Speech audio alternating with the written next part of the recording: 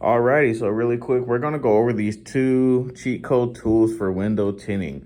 A lot of people I see do not use these tools and they come in handy, very much so. So as you could guess, this first one, it is a 500 luminescent LED light.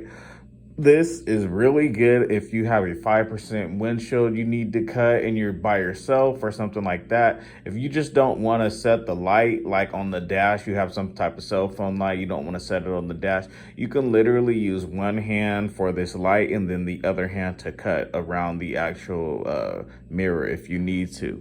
So this light it works wonders in situations like that, because even if you're using a plotter system, a lot of the times the plotter won't even have the cutout for the windshields around the mirror, or sometimes it can just be a little off or something like that. So this comes in handy, big time, this light.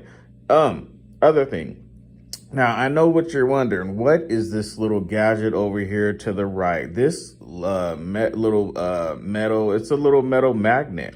So this magnet works really good if you have to grab some type of a blade that you just broke off and then the blade goes into the sill. We've all had that type of stuff happen. So the blade gets kind of stuck into the sill and you got to try to edge it out without it falling into the actual door panel.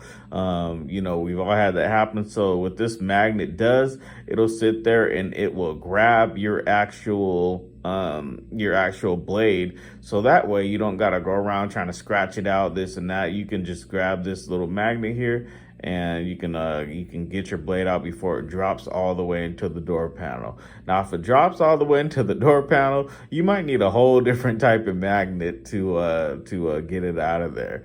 But besides that, these are the two cheat code tools that I use for window tinting. Thank you guys. Like and subscribe.